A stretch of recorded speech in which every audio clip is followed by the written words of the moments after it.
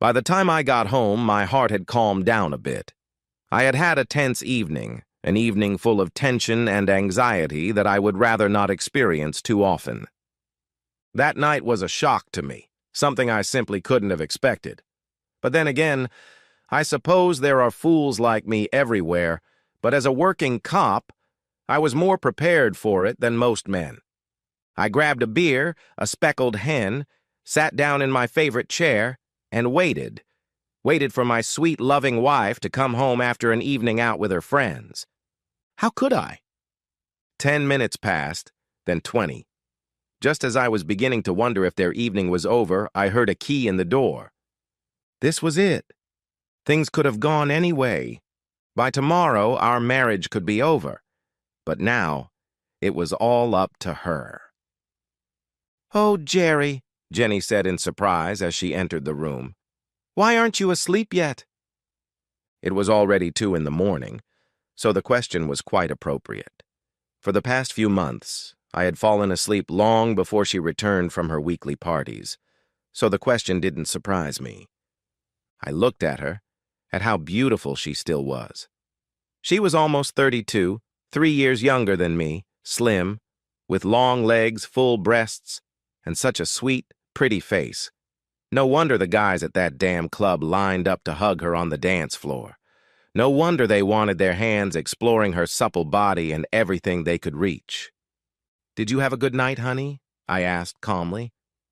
"Yeah, not bad, Jerry," she replied casually. "Nothing special, you know. Fun, but nothing out of the ordinary."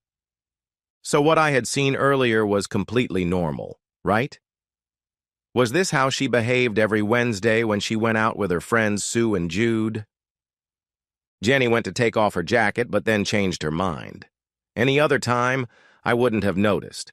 But since I knew how revealing her top was when she took off her bra, I could understand why Jenny hesitated.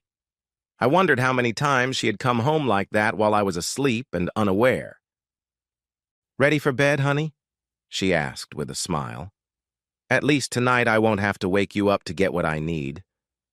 Well, at least that was true. I couldn't complain about what I got when she came home from her nighttime adventures. If I wasn't sleeping too soundly, she would wake me up, and if I was, we would make up for lost time in the morning. "Wait, Jenny," I stopped her. "Before you go to bed, I want to tell you a story." "Can we leave it until morning, dear?" Jenny pleaded. "I'm very tired and want to take a shower before bed." "No, Jenny," I said firmly, and for the first time she looked at me intently, and the smile on her face disappeared. "Take off your coat and sit down, Jenny." "It's okay," she replied, sitting down. "Take off your coat, Jenny." "It's okay, Jerry. I'm comfortable like this." "Take off your damn coat when I tell you to," I shouted at her. My wife flinched in shock, hesitated, then carefully took off her coat, trying to cross her arms over her chest. I knew she had lost her bra during her nighttime walk. I knew how she lost it and where. I even knew where it was now. It was in my jacket pocket, although I wasn't going to tell her that. I told her how my partner Tom and I were on patrol in our car and noticed a vehicle that looked like her Volkswagen Golf parked outside the Blue Gown Club, a well-known, albeit disreputable, nightclub in our seaside town in the south of England. I asked her if it was her car or if I had made a mistake since she had told me she was going out for dinner. What did I know? What did I really know? She had no idea, and I saw her frown. "The Blue Gown Club?" she asked, squinting as if trying to remember where she had heard that name before. "Yes, that's the one, and think before you answer, because our marriage may depend on it." Jenny paled and grabbed the table in front of her, her large breasts swaying freely under her dress, and she forgot that she was trying to hide the fact that she wasn't wearing a bra. Yes, that's right, Jerry," she exhaled. "It's a club, but there's a restaurant there. We used to go there for dinner." "And dancing?" I asked. "Dancing, Jerry? What do you mean?" "There's nothing wrong with dancing, Jenny, is there?" I teased her. "I just asked if you danced." She looked at me silently, trying to figure out how much I knew. In all 9 years of our marriage, I had never heard her lie to my face. She was in a difficult position, and she knew it. "Have you been to the club, Jerry?" Jenny asked me, her voice clearly trembling with emotion. "That's for me to know and for you to guess, my love," I teased her. "So did you dance?" Jenny shrugged, struggling with her conscience. She was desperately trying to figure out how much I knew. "Yes, we danced, Jerry," she finally admitted. "The three of us danced a little." I didn't say anything, just sat there looking at her, staring intently into her eyes. Okay, we danced quite a lot. The three of us danced almost the entire evening. "Who did you dance with, Jenny?" I asked. "Anyone in particular?" "Different guys," Jenny replied. "A lot of guys pay attention to us." It was true, and I had witnessed it. She and her two friends were a stunning trio in their high heels, short dresses, bare legs, flowing hair, dazzling smiles, and low-cut necklines. "Anyone special, Jenny? Did you dance with anyone more than the others?" Jenny's eyes flashed. She sat up, but realizing she was trapped, she slumped back into her chair. "Stop teasing me, you bastard!" my wife exploded. "How long were you there? What did you see?" "Oh, I won't tell you, my love." I gave her time to digest my words before continuing. "Tell me everything you did tonight. Lie to me once and our marriage is over. Tell me the truth, and I might forgive you." The fact that she didn't argue at least proved that she understood the mess she was in. "Please, Jerry, I love you. Believe me, tonight meant nothing. I was just having fun. I flirted a little, but that's all." "Then tell me everything," I insisted, not too harshly, despite the heaviness in my stomach. This time, Jenny swallowed hard and, with a grim expression on her face, began to tell me what she had done. At least for the moment, all thoughts of the shower or the bed were pushed aside.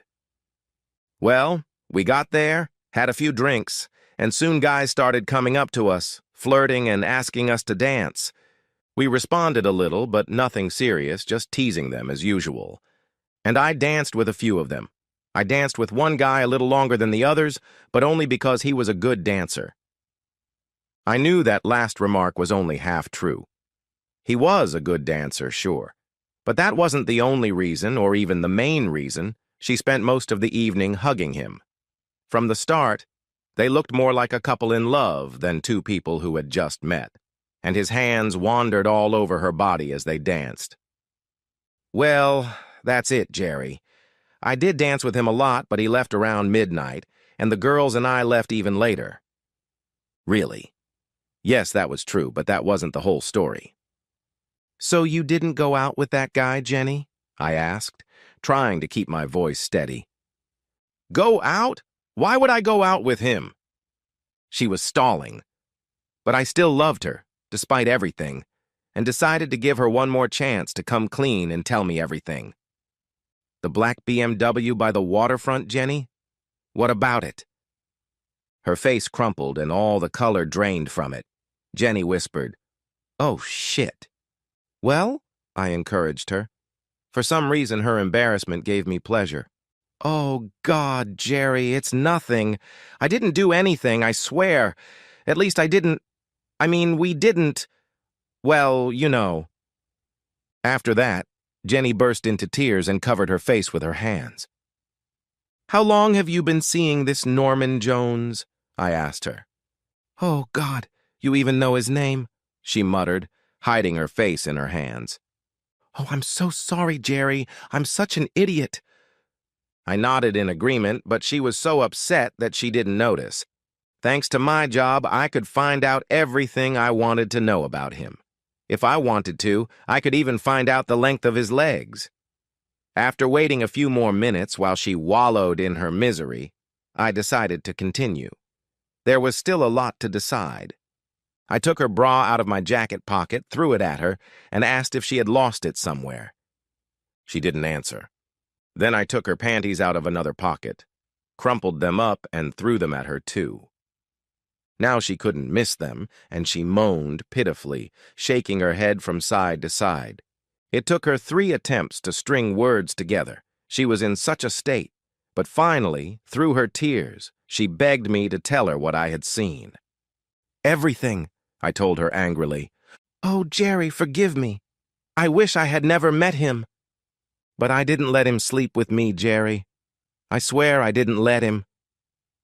I let her cry, ignoring her barely intelligible declarations of love for me, her assertions that it didn't mean anything, and that she didn't let him go all the way.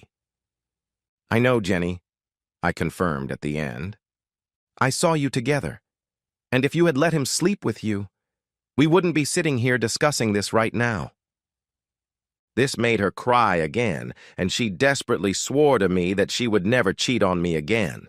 She begged me to forgive her and give her another chance. Stupid cow. In the end, I decided to give her another chance. I was sure he wasn't the first guy to touch her breasts, but it was at parties when I was around. We were all drunk, and, to be honest, I was acting pretty much the same way. Touching her, well, sure, it was a little different, but I was sure it was her first time and that after such a trauma, she would think long and hard before even looking at another man.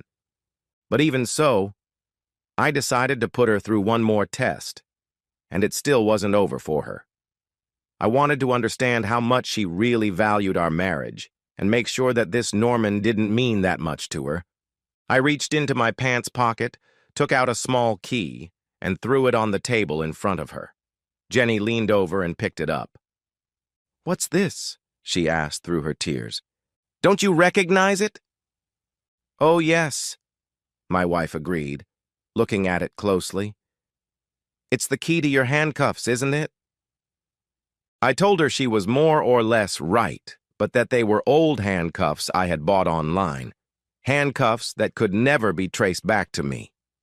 Jenny wiped her eyes with a handkerchief, sniffed a few times, then looked at me with a puzzled expression, waiting for an explanation. "When you left the club to get into his car, Jenny, he drove off first, and you followed him a few minutes later. Is that right?" She nodded in agreement, unable to meet my gaze, explaining that she didn't want anyone to see them leaving together or suspect what they were doing. "And when did you get out of his car?" "I went back to the club first," she explained, as if I hadn't figured that out myself. "And Norman followed me 5 minutes later." "Really?" I asked. Jenny shuddered and looked at me. She gasped and covered her mouth with her hand. "He didn't come back, Jerry." We waited for half an hour, but he never showed up. We even went out to check his car. It was there, but he was nowhere to be found. I just smiled at her. It wasn't a particularly pleasant smile, not the kind that was supposed to make her life more pleasant. Then I waited for her to figure it out. "Oh my God, Jerry," Jenny exclaimed when it dawned on her. "What have you done? For God's sake, what did you do to Norman?" "After you left, Tom and I pulled the lover out of the car and handcuffed him. He resisted a little, but he believed he was being arrested for indecent behavior or something like that. Then we took him to the beach behind the breakwater and handcuffed him to an old pier post. Only after Tom taped his mouth shut did we explain who we really were." "What does Tom have to do with this?" Jenny asked, her eyes wide. "Tom told me what was going on. He found out that his wife June had been having an affair with your friend Norman for the past 6 months. He found out about it, followed him to check, and discovered that he had started hitting on you. If I had reasons to hate your friend Norman, Tom had reasons to despise him." "Oh my God, you bastard," Jenny interjected. "That cow June introduced us, but I had no idea she was involved with him. What are you going to do, Jerry? Leave him there all night?" "It's not that simple, honey," I replied, preparing to deliver the final blow. "Where we chained him, the water will be about a foot above his head when the tide comes in." Jenny looked at me in horror, letting out a small squeal. "But you can't let him drown, Jerry. You can't. That would be murder." "As I see it, Jenny, he only has one chance." And I glanced at my watch to check the time. The water must be up to his feet by now. In 40 minutes, it will all be over, and it's a 20-minute drive to the beach. She was too shocked to say anything, too shocked to move.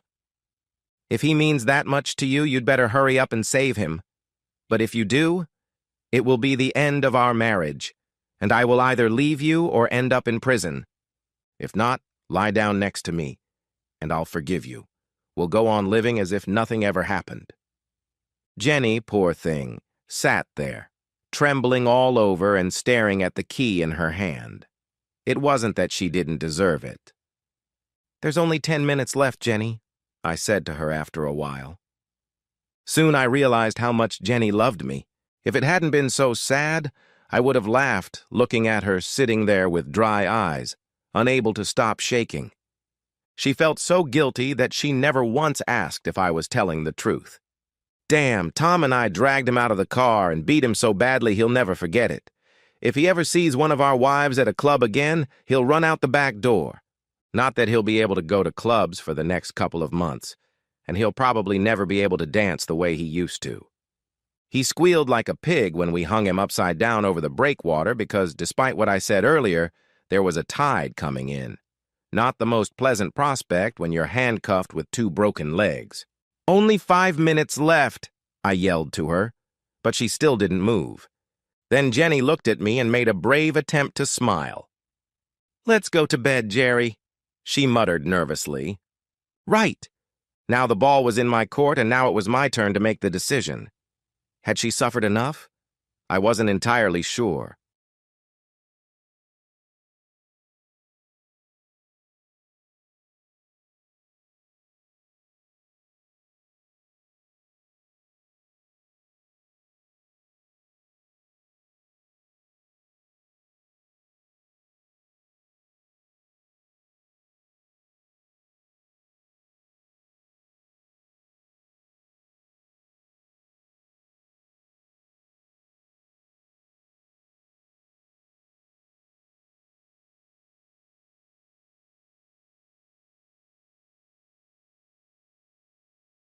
We all have them. Some are universal. Your first Indian restaurant, your first competitive game, your first kiss with someone your age, your first sexual experience. I admit mine wasn't that great. Your first painful breakup. And then there are the unique moments of discovery, the personal ones. Not like everyone else's, the ones you seem to experience alone. Your first failed test, your first job loss, your first car, your first house payment, your first act of revenge against your spouse. The last one hurt the most. My revenge was both unique and typical. I met Karen in my senior year of college. She was slim and beautiful. Our first date was at a homecoming dance in the fall. By Christmas, we were close and fooling around in bed. She accepted my proposal at the beginning of spring break. We got married in August. We returned to Cincinnati, our hometown. Yes, our sex life as newlyweds was incredible. We diligently practiced what I call the attributes of sex: frequency, intensity, variety, equality. No, I have a headache. After 2 very active months, we learned that Karen was infertile and I had a low sperm count. At the time, life together without children of our own didn't seem scary. We just focused more on each other. It was delightful. Finally, we settled on sex every Wednesday night and Sunday morning. Long, exhausting, exploratory encounters. A wonderful life together. In the early summer after college, I passed the Certified Public Accountant exam and went to work in the investigations department of a firm in Cincinnati, Ohio, that hunted down fraudsters in the business world. Good money. Home every night. Weekends off. But very busy in the spring, during tax season. The overtime and extra income paid for nice trips during the December holidays and Mother's Day weekend. Yes, we had a good life.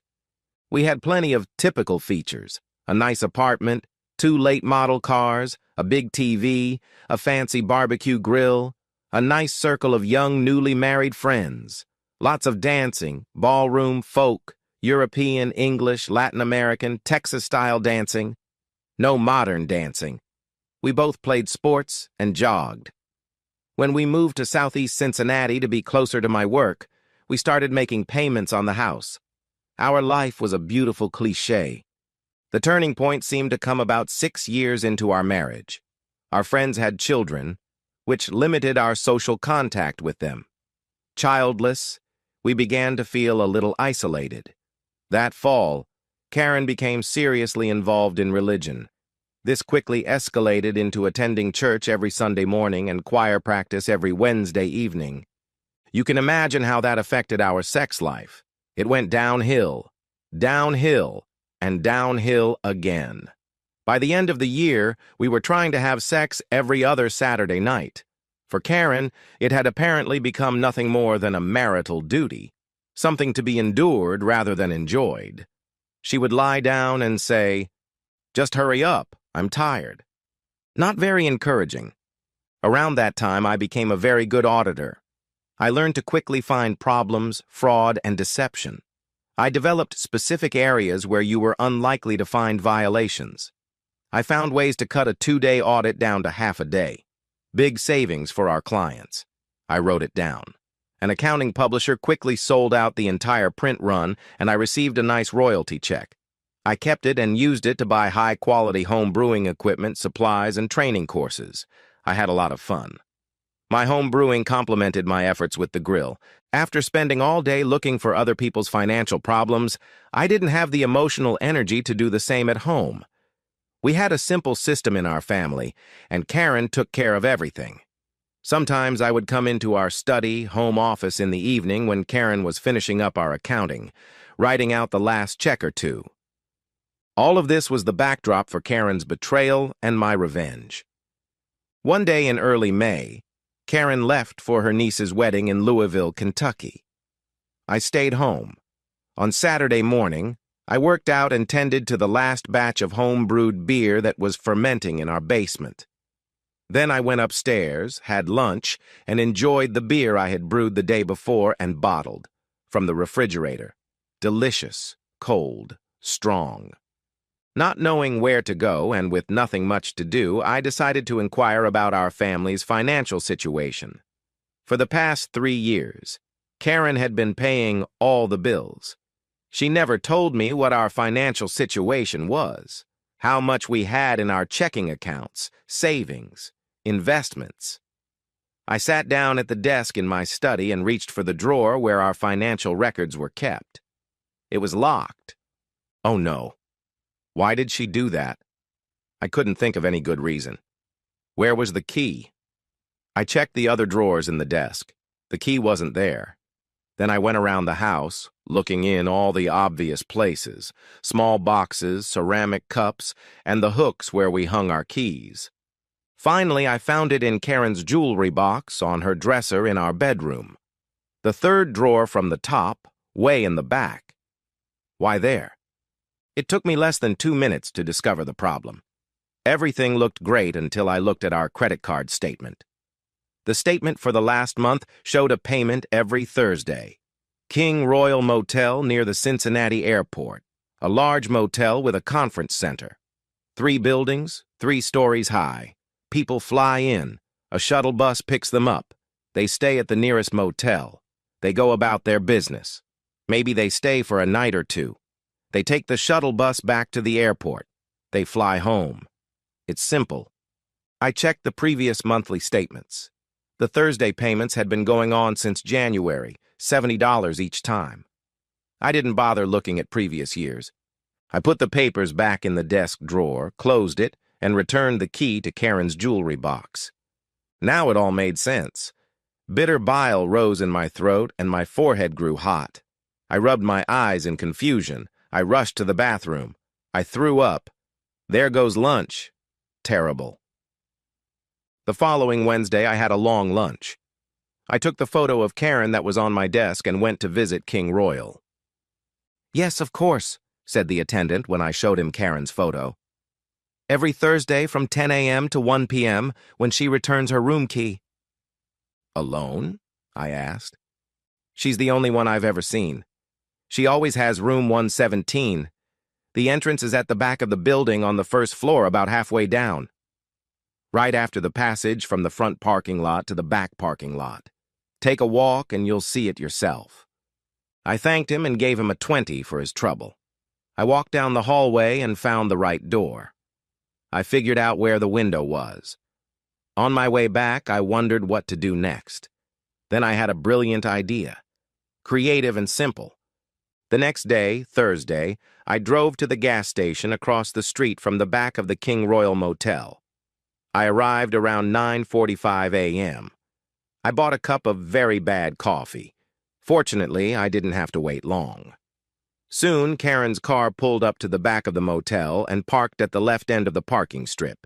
She got out, walked to the middle of the row, and entered the central hallway of the motel. At exactly 10 a.m., a clearly new Buick pulled up to the motel and parked at the far right end. A pot-bellied, balding guy got out of the car and also entered the middle hallway. Why him? I knew I was in better shape and looked much better. What was wrong? My face flushed bright red. It took me 5 minutes to pull myself together and control my anger.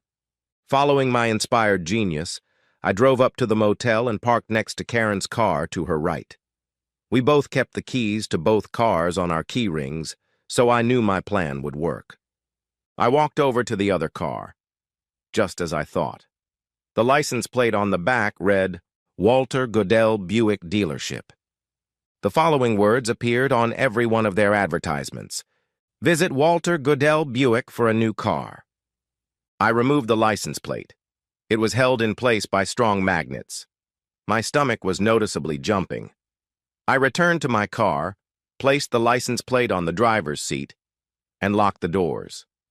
Karen would have to unlock my car to get to it. Satisfied, I got into Karen's car and drove to work. Good old switcheroo. Ha ha. A day at work. Ups and downs everywhere. At times exciting, at times sad. I came home after work, wondering what would be waiting for me there. I didn't have to wait long. I went into the kitchen and took one of my beer bottles out of the refrigerator. Karen was sitting at the table with her hands on her knees crying. Tears were streaming down her cheeks. She had me. She knew I loved crying women of any age. Karen stood up and came over to me. She put her hands on my shoulders, rested her head on my chest, and cried even louder. So loud that she wet my shirt. "I'm so sorry," I heard her voice say through her tears. "I don't know why I did it." I held her in my arms for a long time, then asked quietly, "When did this start?" "At our 10-year high school reunion last May. Walt and I had been dating for 2 years in high school. Things didn't go well as graduation approached. I got pregnant. The abortion didn't go well. That's why I can't have children. I didn't want to tell you? Ever. But last summer we picked up where we left off in high school. He was my first. He's always been my only love. Today I broke up with Walt. He has a wife and 3 young children, and I don't want to marry him. He's afraid his family will find out." Pause. More sobs. "Can you forgive me?" "Of course," I said softly, holding her close. "We can weather this storm. Let's get away and find each other again." And we did. We behaved like newlyweds. 3 days over Mother's Day weekend, just like the first 2 months of our marriage. We were together again and in love again. On the other hand, maybe not. As the weeks went by, I got the feeling that Karen was putting on an act. It seemed like something was missing, like it wasn't real. Our sexual intimacy was relegated to Tuesday nights and Saturday mornings. The Tuesday nights were very good. But there were always things that needed to be done every Saturday morning. Shopping, yard work, some commitment or other. I felt that Karen was fine with this. My suspicions returned. 2 weeks later, I was watching from across the street from the motel again as Karen returned to the King Royal on Thursdays from 10 a.m. to 1 p.m.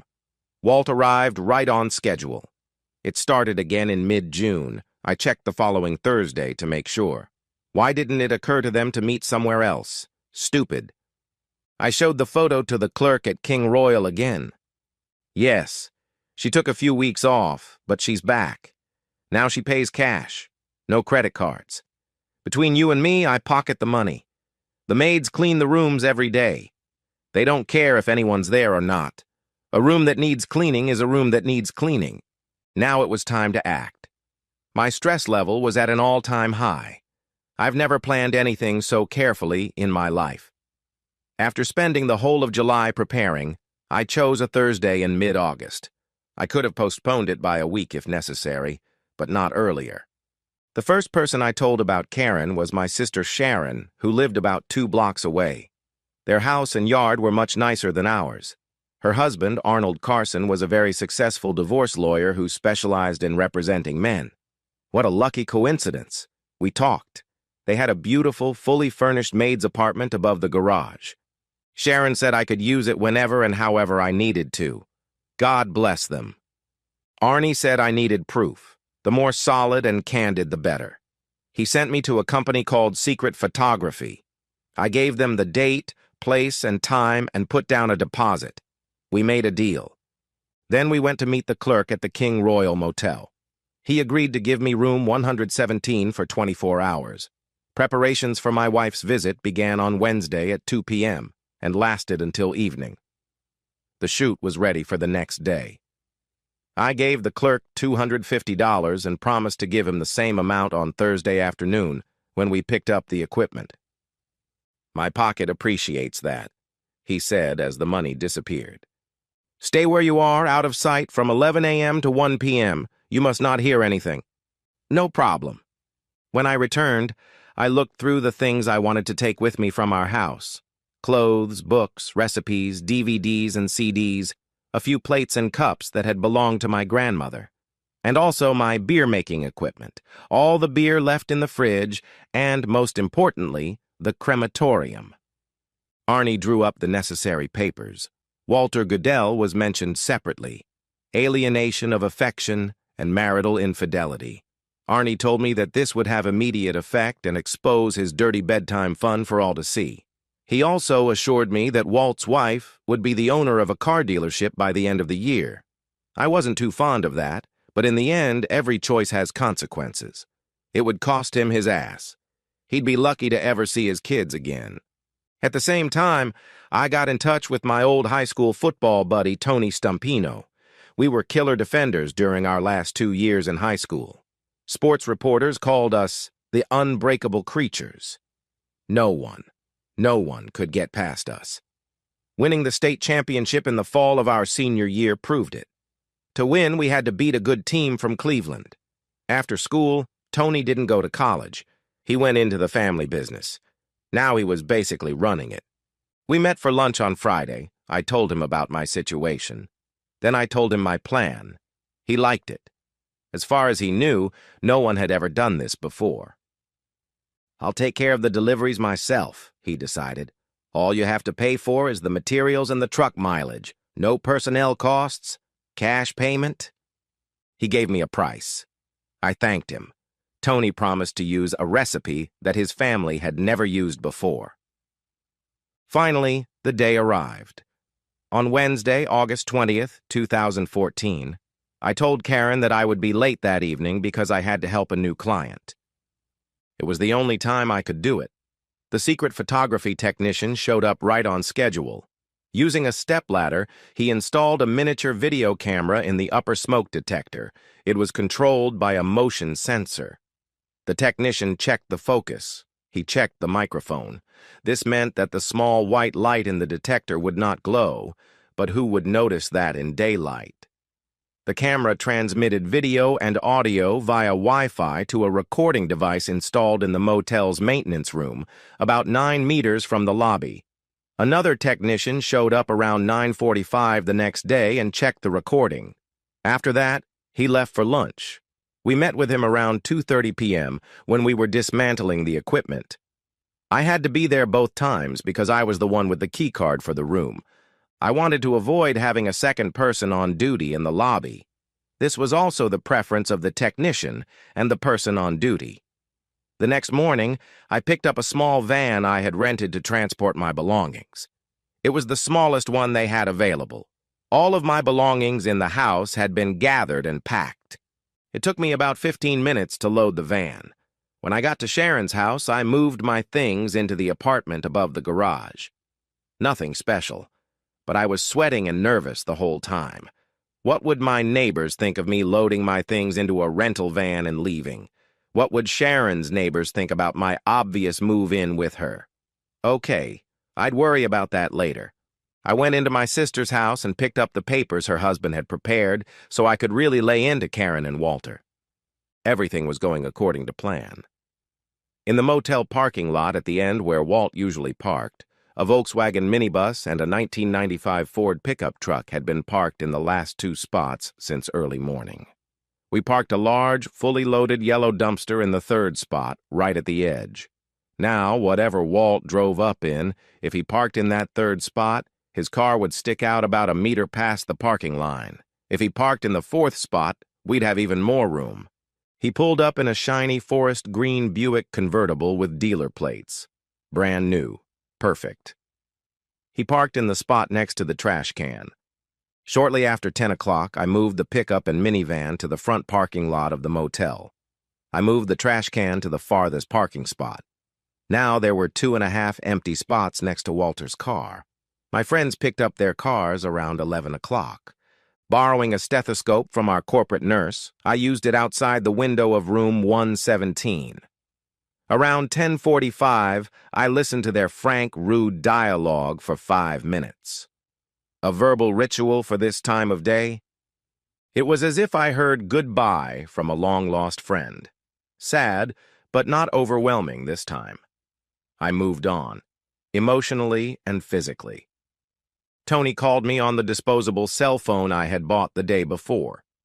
He said he would be there in 20 minutes. Sure enough, at around 11:15, a huge truck with a giant rotating barrel behind it, with the horn turned off, drove around the motel and pulled up to Walter's car. The rest was easy. Tony laid out the chute and began pouring cement into the front seat of the convertible. We didn't talk. After about 2 minutes, he pressed down on the working end of the chute and moved it to the back seat. The results were impressive. The fresh concrete weighed over 2 tons, almost 1 cubic meter of concrete. First, the car's wheel rims began to deform. All 4 tires went flat. Then the axle broke. Next, the steering rods and frame side members. Instead of a straight side line, we now had a long, shallow arc. The muffler crumbled with a crunch. The Buick was completely destroyed. I was too sad to laugh. But not Tony. He was roaring with delight. His express delivery took him about 7 minutes. He drove the truck to the edge of the motel, washed it, and rinsed it off. I paid Tony, and he drove away. I waited until 12:30. With my key card in hand, I walked down the hallway to room 117 holding the papers. Impunity and zeal breed sloppiness. I discovered this when I opened the door. The lovers hadn't bothered to lock the inside lock or use the security chain. What a sight. The lovers froze and slowly realized someone had entered the room. That someone was me. I approached them with the papers in my hands. I gave each of them the appropriate papers. I cheerfully muttered, "Goodbye." I left. Walter didn't know yet what had happened to his car.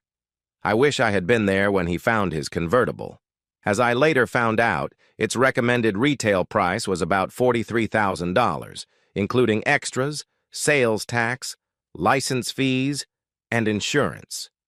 And now it was a total loss.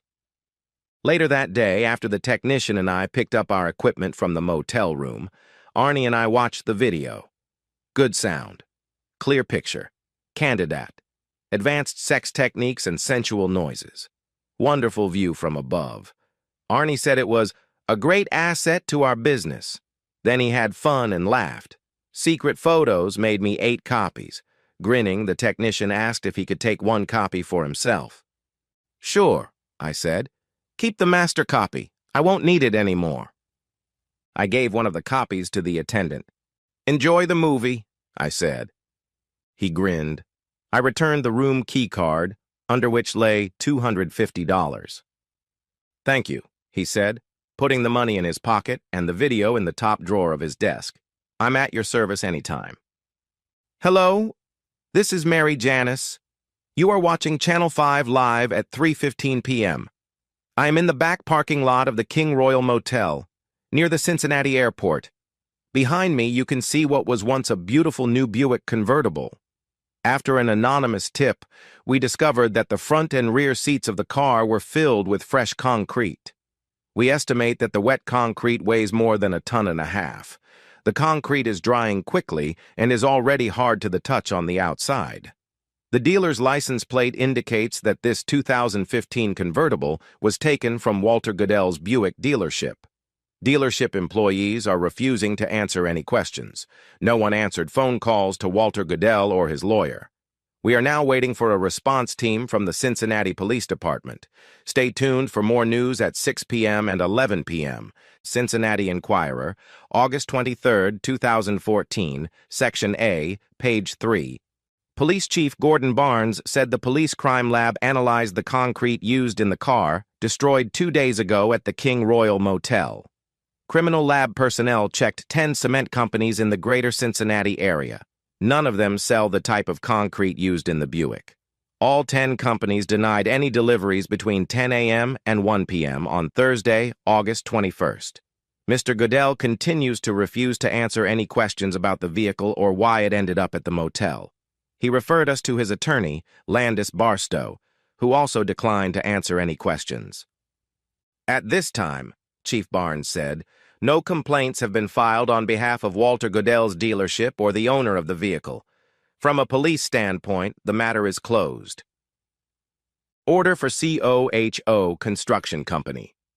Friday, August 22, 2014. Use jackhammers to remove concrete from the Buick convertible in the back of the King Royal Motel. Use tow truck number 3 to remove large pieces of cement. Dispose of concrete at the county dump. Bill, Walter Goodell Buick Dealership. Order for Easy Road Towing Company. Saturday, August 23, 2014. Remove the remains of the Buick convertible found behind the King Royal Motel. All cement should be removed by now. Take the car to Jones Scrap Metal Company on 2nd Street to be disposed of through their Squeeze-A-Lot car compactor. Bill to Walter Goodell Buick Dealership. Note on package delivered in person on Wednesday, August 27, 2014. Dear Mrs. Goodell, this is a copy of a video taken between 10 a.m. and noon on Thursday, August 21, 2014, at the King Royal Motel. You may freely use it for any personal or legal purposes you wish to pursue against Walter Goodell. Signed, Arnold J. Carson, Attorney. Note on package delivered in person on Thursday, August 28, 2014. Dear Mrs. Davison, this is a copy of a video taken between 10 a.m. and noon on Thursday, August 21, 2014, at the King Royal Motel. If you are contesting the divorce in any way, this video will be used as Exhibit A in our lawsuit, with copies sent to local newspapers, radio, and television. We will insist that the judge view it and, if necessary, any of the jurors. Signed, Arnold J. Carson, Attorney. Note on package delivered personally on Thursday, August 28, 2014.